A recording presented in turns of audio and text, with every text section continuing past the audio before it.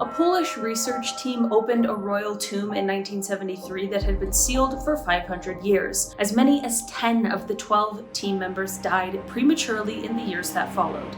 And in 1941, the Soviet Union disturbed a tomb with a very specific warning inscribed inside. 48 hours later, the worst military disaster in Soviet history began. 10 ancient curses, let's get into it.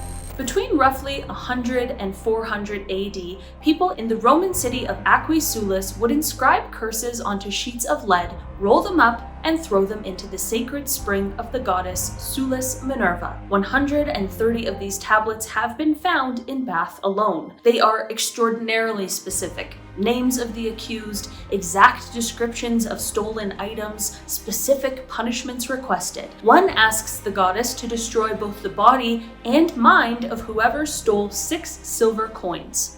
In June 2026, archaeologists published findings on a new Roman curse tablet found in the Netherlands. The practice was happening across the entire empire. UNESCO added the Bath tablets to their Memory of the World Register. The reason this is on the list is that educated Romans, soldiers, landowners, merchants kept doing this for over 300 years. That is a long track record for something that didn't work. So, I will not be saying the name of this play because I work in content. I am a theater person after all, and I am not taking any chances. The theory about why the Scottish play is cursed is specific. When Shakespeare wrote it in 1606, he used real incantations from an actual witch coven verbatim in the witches' scenes. The coven cursed the play in revenge for having their words stolen. Fair enough. The original 1606 premiere, the actor playing Lady Macbeth, died suddenly before the first performance. Shakespeare reportedly had to take the role himself. In 1967, the Royal Shakespeare Company's production saw 3 lead actors involved in separate car accidents. Peter O'Toole famously said the title before going on stage and has described what followed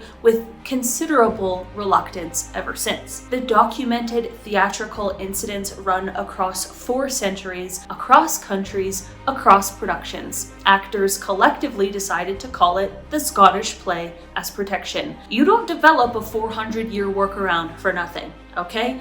And in theater school, people take this seriously. A pattern so specific it terrified some of the greatest composers who ever lived. Beethoven died while completing his 9th symphony. Schubert died while working on his 9th.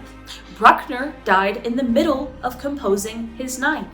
Dvorak completed his 9th and then died. Gustav Mahler looked at that list and decided, no, not me. When he finished his 8th symphony, his 9th major orchestral work was due, but instead of calling it a symphony, he named it The Song of the Earth, so it wouldn't count as number 9. He was gonna skip it, outsmart it, and then he wrote his actual 9th symphony, and he died in 1911 before it was ever performed. He built an entire disguised symphony to trick fate, completed the 9th anyway, and died anyway. The Chicago Symphony Orchestra published a piece about this pattern in June 2026. They don't have an explanation either. I'm not going to give you the full list of everyone who died after King Tut's tomb was opened because you've heard that before.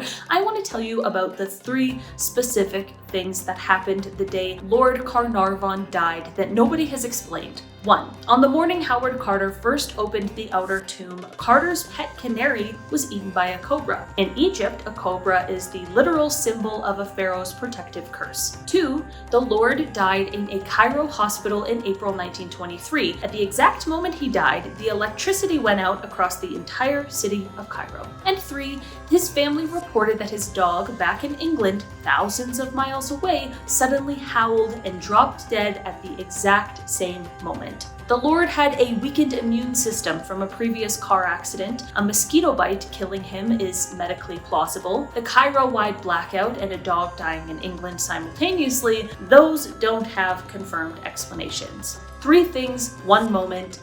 I don't know what to tell ya. Okay, Before you say anything, I know we just talked about Lord Carnarvon, but this is a completely different entry from the same tomb, and I need you to hear it. Among the treasures in King Tut's burial chamber were 2 trumpets, one silver, one bronze, the oldest functional trumpets ever discovered. In 1939, they were played live on BBC Radio to 150 million listeners. Within months, World War II began. In 1967, the silver trumpet was played again. The Six-Day War followed. In 1990, played again, the Gulf War. In 2011, during the Egyptian uprising, the bronze trumpet was briefly stolen from the Cairo Museum during the looting. Researchers have documented this pattern in published academic papers. The official explanation is coincidence. The documented pattern is 4 times the trumpets were played, 4 major conflicts followed. The Cairo Museum has not announced any plans to play them again. I respect that decision enormously.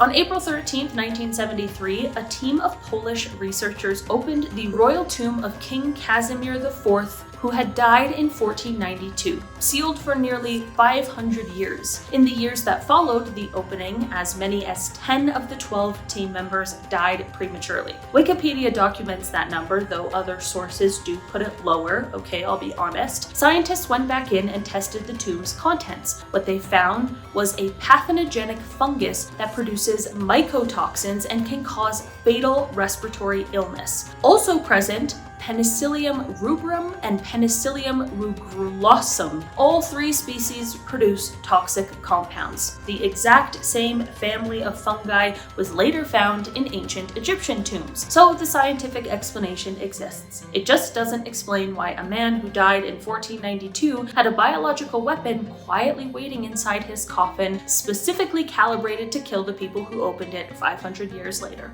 The man did not want to be disturbed.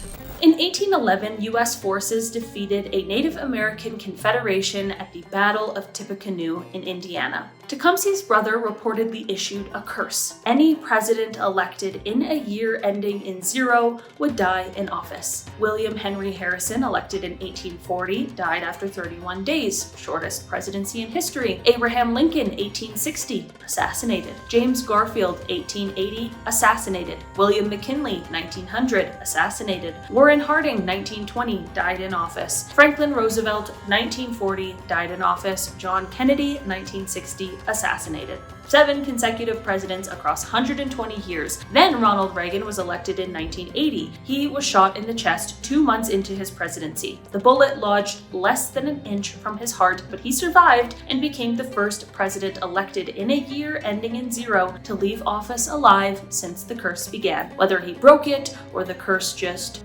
tried, I genuinely cannot tell you.